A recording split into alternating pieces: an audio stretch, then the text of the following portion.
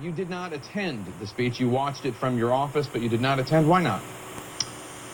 Because I think Speaker Boehner created a political issue where there should not have been one.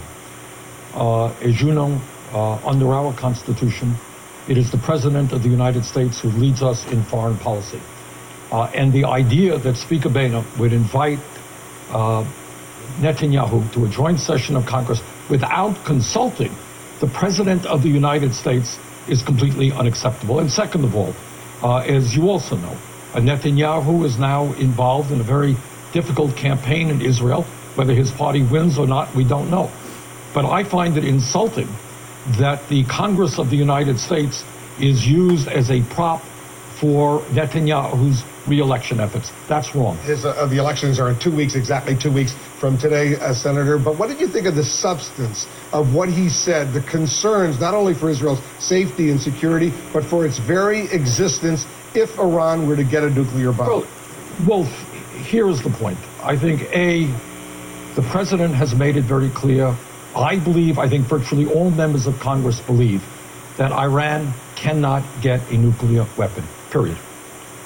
The question and the debate is about that from happening.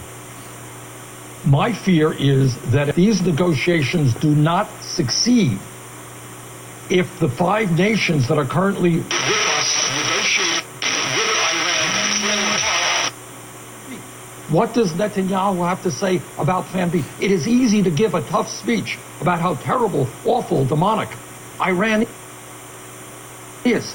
But if you break off negotiations and they fail, then Iran is on its way to build a nuclear weapon. And that is something we don't want. And then what do you do? What do you do? Well, you know what you do? You go to war.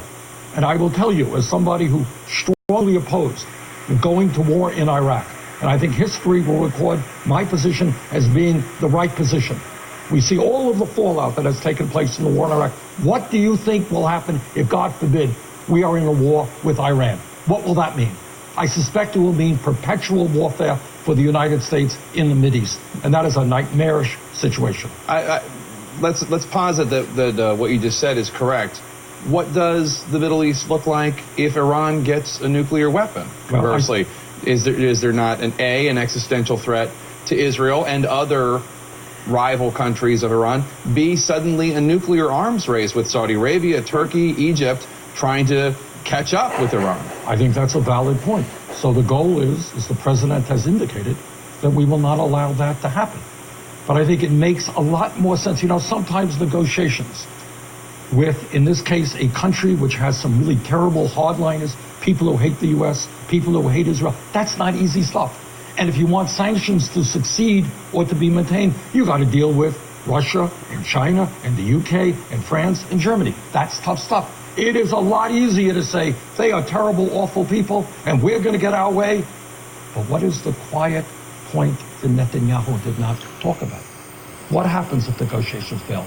And what happens if the United States and Israel say, you're not going to have a nuclear weapon in Iran? What happens? You have a war. But what he basically said was that there's a step in between a failure of these negotiations and a war. In other words, an Israeli or U.S. or joint military strike. There's increased pressure. If you have more sanctions, more economic trade embargoes, that the Iranians, especially given the lower price of oil right now, they'd feel greater pressure. They would rush back to the negotiating table.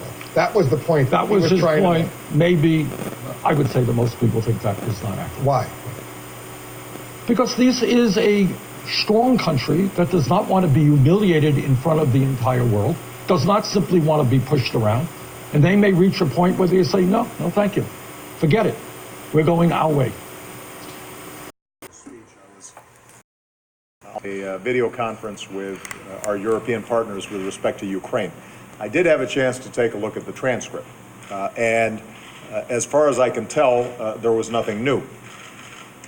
The Prime Minister, I think, appropriately pointed out that the bond between the United States and America is unbreakable. And on that point, I thoroughly agree.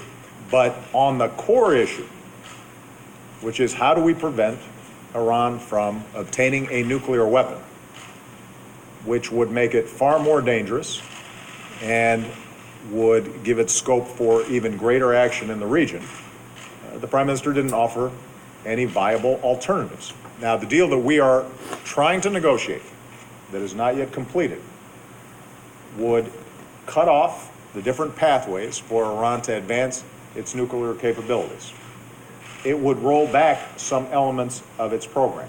Now, the alternative that the Prime Minister offers is no deal, in which case Iran will immediately begin once again pursuing its nuclear program, accelerate its nuclear program, without us having any insight into what they're doing. Deal is defective at its core. The United States will withdraw from the Iran nuclear deal.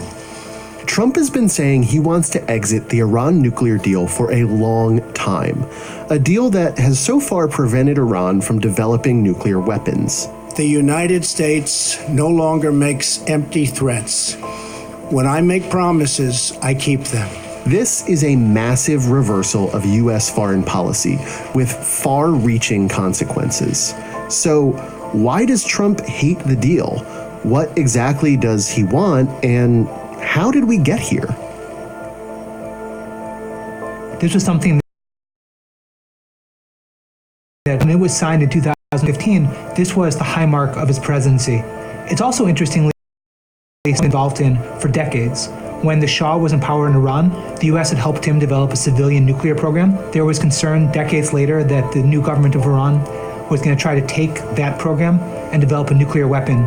This deal, the deal that President Trump just pulled out of, was the world's attempt to prevent war and to get Iran to stop that pursuit of a weapon without forcing it to. So that's ultimately how we got to the Joint Comprehensive Plan of Action, the formal name for the Iran deal, signed not just by Iran and the United States, but also the UK, France, Germany, Russia, China, and the European Union. At its broadest, the deal imposed a set of restrictions on how Iran developed nuclear capabilities in exchange for the U.S. reducing economic sanctions.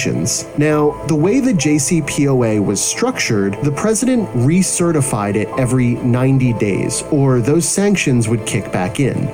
Trump had threatened this outcome for months, but is just now enacting it. He thinks the Iranians can't be trusted, he thinks the deal is not strict enough, and he thinks that Iran isn't abiding by the spirit of the deal because they're doing things like develop long-range missiles. The thing is, 3 of Trump's own top officials were very much in favor of the deal, but only 1 still holds their office. If we can determine that this is in our best interest, then clearly we should stay with it. Americans agree with the Secretary of Defense.